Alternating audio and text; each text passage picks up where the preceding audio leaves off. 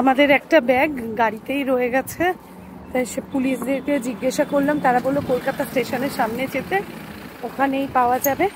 তা এখন আমরা কিন্তু কলকাতা স্টেশনে চলে এসেছি একটা বাস ধরে, বললো ওই বাসটা এখানেই দাঁড়াবে। না না, এখান থেকে যাইনি তো আমরা নিউ টাউন। গুড আফটারনুন সকলকে, আমার মিনি ব্লগে আপনাদের স্বাগত। আজকে আমরা যাচ্ছি হাতিবাগান।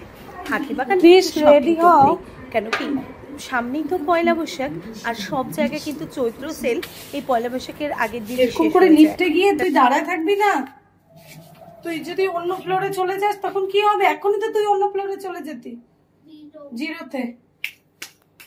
আজকে দুপুরের খাওয়াটা একটু তাড়াতাড়ি খেয়ে নিলাম, হাতিবাগান বেরোবার ছিল বলে দেরি করলাম না। ছাতার তলায় যাবে এখন যেহেতু, তুই আর এই নে, তুই এই ছাতা নে। চৈত্র মাস, বাইরে প্রচুর গরম, কিন্তু ভেতরটায় বেশ ঠান্ডা ঠান্ডা একটা অনুভব হচ্ছে। চারদিকে এত গাছ না, রোদটা ওই রাস্তায় গিয়ে লাগবে। জানেন তো আমাদের কমপ্লেক্সের ভেতরটায় এত সুন্দর সবসময় একটা হাওয়া চলে না, যে বেশ ঠান্ডাই অনুভব হয়। আর এখান থেকে বেরিয়ে যখনই সাউথ কলকাতা, মেন কলকাতার দিকে আর কি যাই, তখন খুব গরম, মানে পারা যায় না। তাও আজকে সেই ঝুঁকিটা নিয়েই নিলাম, ভাবলাম যে একটু ঘুরে আসি হাতিবাগান থেকে। আজকে আমরা বাসে করেই যাচ্ছি, কখনো কখনো বাসে করেও যেতে কিন্তু খুব ভালো লাগে। আর যেই বাসটা পেয়েছি, দেখুন বাসটা বেশ ফাঁকা, খুব একটা কিছু মনেও হচ্ছে না। আর এখন আমরা যাচ্ছি সল্টলেকের যে ঝিল আছে একটা, সেই ঝিলের মধ্যে দিয়ে। কলকাতায় তো বেশ বিকেলের পর থেকে গঙ্গার হাওয়াটা বয়, তো খুব ভালোই লাগে। চলে এলাম হাতিবাগানে।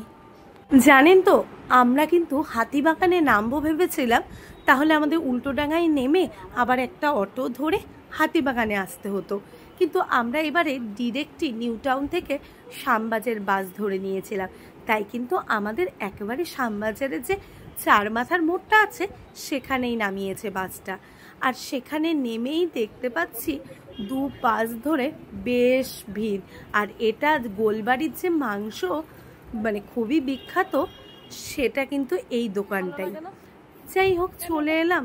বাস থেকে নেমে নিয়ে রাত জল খাচ্ছে, এরই মধ্যে মনে পড়লো যে আমাদের আর একটা ব্যাগ যে ছিল, যেটা রাজের হাতে ছিল, সেটা নেই হাতে। তা সেই সঙ্গে সঙ্গে আমরা চলে গেলাম পুলিশের কাছে। সেই ভিডিওটা আর আপনাদের সাথে শেয়ার করতে আমি পারলাম না, কেন কি তখন এত হড়বড়ি হয়ে গেছিল যে মানে আমরা কি করব, কি করে পাবো সেটাই বুঝতে পারছিলাম না। আর আমরা যেই জায়গায় নেমেছি সেটা কারোরই অচেনা নয়, সেটা হলো আরজি কর। এটা কিন্তু আরজি করেরই সেই হসপিটাল। যাই হোক, আরজি করের পাশ দিয়ে আমরা বেরিয়ে গেলাম কলকাতা স্টেশনের জন্য। এই দেখো চলেও এসেছি কলকাতা স্টেশনে। আমাদের একটা ব্যাগ গাড়িতেই রয়ে গেছে, তাই সে পুলিশদেরকে জিজ্ঞাসা করলাম, তারা বললো কলকাতা স্টেশনের সামনে যেতে, ওখানেই পাওয়া যাবে। তা এখন আমরা কিন্তু কলকাতা স্টেশনে চলে এসেছি একটা বাস ধরে, বললো ওই বাসটা এখানেই দাঁড়াবে। ওই বাস স্ট্যান্ডে, কলকাতা স্টেশনে বাস স্ট্যান্ডে এসেছি, তো দেখা যাক এখানে পাওয়া যায় কিনা ব্যাগটা। আমাদের সাথে সাথে এই ছেলেটারও খুব কষ্ট হচ্ছে, এই যে কলকাতা স্টেশনই গরম। ওই যে ওই দেখো ওইদিকে কিন্তু অনেক বাস দাঁড়িয়ে আছে, বাস স্ট্যান্ড আছে। দেখা যাক। দৌড়াতে দৌড়াতে পুরো হাঁপিয়ে গেছি বাসের খোঁজে। মানে নেমে নিয়ে যখন বাস ছেড়ে দিয়েছে সিগন্যাল থেকে, তখন বোঝা গেছে যে বাসটা ওখানে, গাড়িটা দাঁড়িয়ে আছে।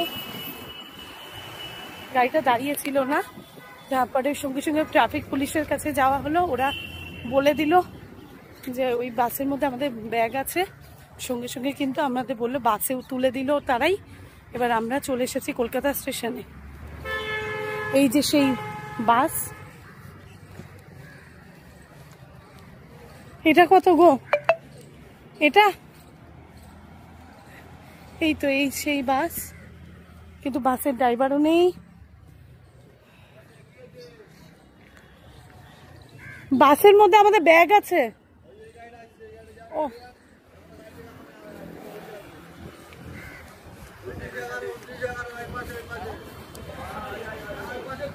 এটা আচ্ছা, এই সেই বাস।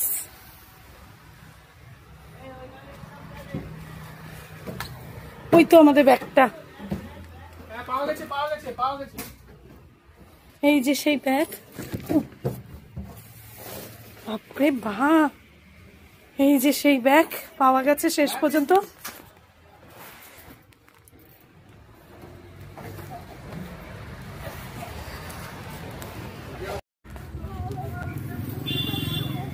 বাপরে বাপ, রাজ একটা ট্যাক্সি নাও না,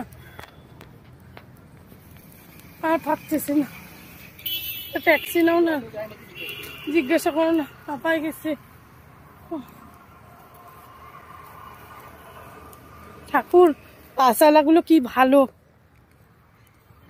যদি দূরে হতো তাহলে তো কোনো মতেই সম্ভব ছিল। ও কতক্ষণে বাস পাবো, ওই তো অটো, জিজ্ঞাসা করো না। হচ্ছে এই ব্যাগটাই ছিল, আর এই যে সেই দুটো ছাতা ব্যাগের মধ্যে রয়ে গেছে। কি যে হ্যারাস হলো, যদিও বা বাসের লোকজন খুব ভালো ছিল। নিন আপনারও।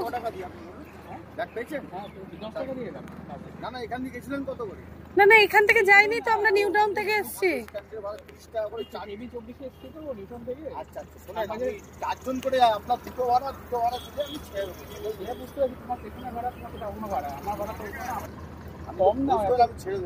আচ্ছা 50 করুন। যাই হোক, শেষমেশ চলে এলাম হাতিবাগানে। মানে কি বলবো, আজকে আসাটা যে এরকম হবে ভাবতেই পারিনি। হাতিবাগানে আসার পরে মনটা খানিকটা ঠিক হলো।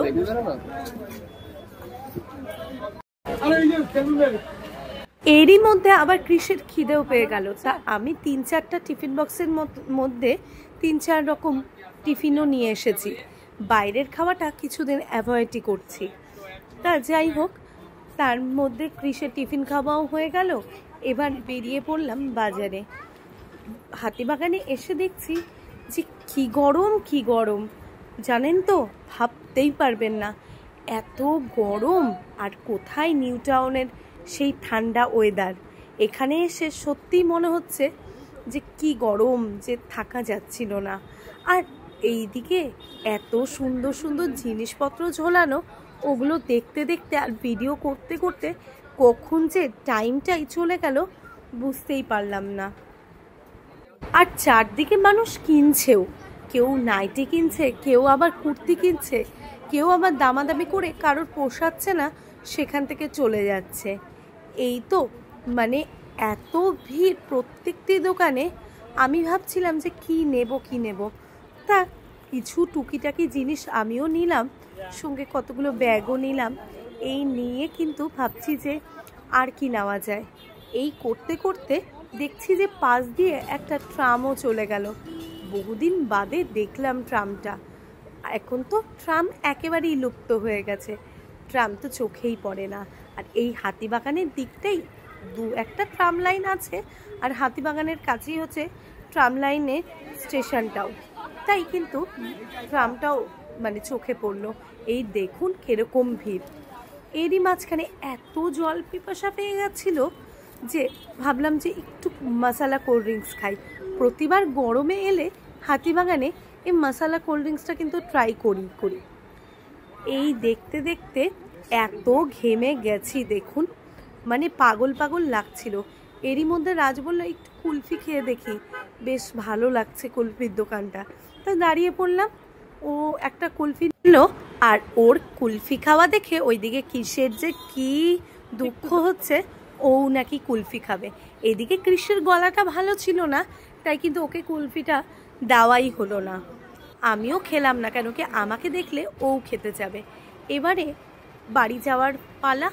টুকটাক যা যা কেনার ছিল কিনে নেওয়া হয়ে গেছে। আবারও শ্যামবাজারের মোড়ের থেকে ভেবেছি যে বাসে ধরবো। বাসটা পেয়েও গেলাম দেখছি। আর ঠিক বাসটা নামিয়েছে আমাদের কমপ্লেক্সের সামনে যেই মলটা আছে সেখানে। আমরা বাস ড্রাইভারকে বলেই দিয়েছিলাম যে আমরা মলটার সামনেই নামবো। তা এখন জানো তো আমাদের বাড়ির সামনেও যেই মলটা আছে তাতেও বেশ জমজমাট। এই মলটার এন্ট্রিটা কিন্তু আমরা বাইরের দিক দিয়েই করছি, কেন কি আমরা যেহেতু মেন রাস্তায় নেমেছি। এই মলের ভেতর দিয়ে এন্ট্রি আবার আমাদের কমপ্লেক্সের মধ্যে দিয়েও হয়, কেন কি এই মলটা কিন্তু আমাদের কমপ্লেক্সেরই। আর তারপরেই আমরা এই মলের ভেতরে ঢুকে দেখছি প্রচুর লোক, এপাশ ওপাশ দিয়ে এত ভিড়। আগে কিন্তু এতটা লোক হতো না। এখানে গাঙ্গুরাম থেকে শুরু করে যা যা প্রয়োজনীয় দইওয়ালা, মিষ্টির দোকান বলুন, সব কিছু এখানে রয়েছে।